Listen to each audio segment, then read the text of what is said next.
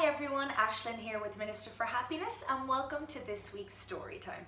I hope you're having a wonderful weekend and as always, well done for giving yourself this time and space to listen to a story and to maybe get a little life lesson that you can take into the week ahead.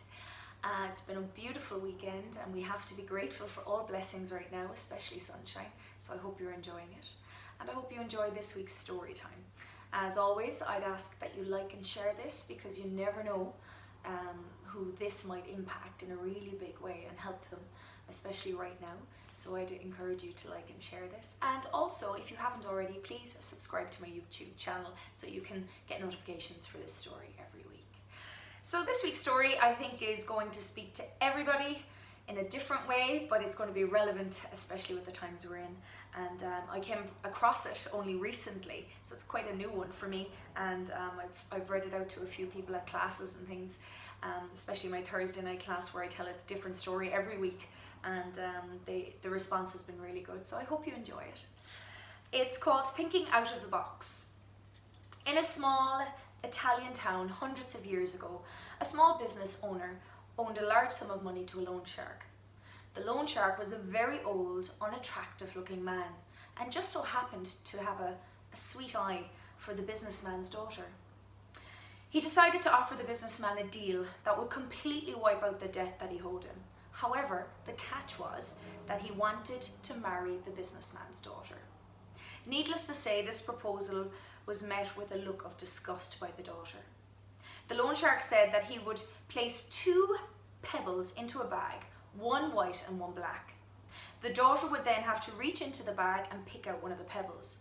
If it was black, the debt would be wiped, but the loan shark would get to marry her. If it was white, the debt would also be wiped, but the daughter wouldn't have to marry the loan shark. Standing on a pebble-strewn path in the businessman's garden, the loan shark bent over and picked up 2 pebbles. Whilst he was picking them up, the daughter noticed that he picked up 2 black pebbles and quickly placed them both in the bag.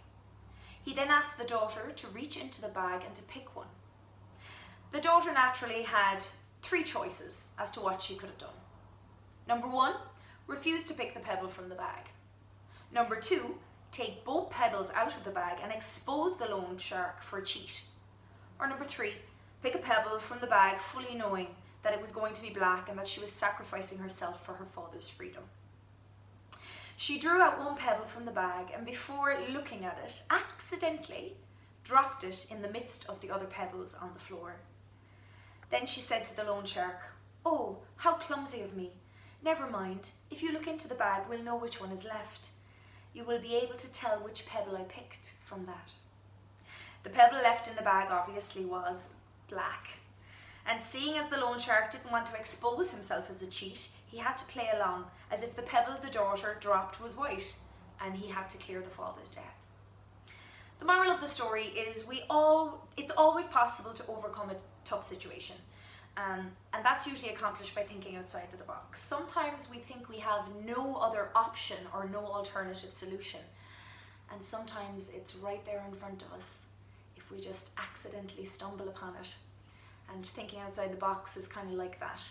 When you take your mind away from just what's in front of you, sometimes the answers will come through. And right now I think we all need a bit of that for every decision we have to make going forward. Right now things may seem a little hopeless and helpless in some areas of life, but just remember there's possibly other paths and solutions and alternatives. You just need to shift your perspective. So I hope you enjoyed this week's story. I certainly did, and I'm hoping to take that lesson into every day going forward and for the rest of my life and sharing this story as much as possible. I'd like to thank you for tuning in and listening, and I hope you have the most wonderful rest of your weekend. Again, just a reminder, subscribe to my YouTube channel, like and share this please, and spread the happiness because that's the whole purpose of Minister for Happiness. And if you are looking for a positive read at the moment, my novel 21 Sleeps is available on Amazon and it's a really easy, lovely, positive read. So recommend it to a friend, read it yourself or pass it on if you already have. Until next week, have a super Sunday. Thanks.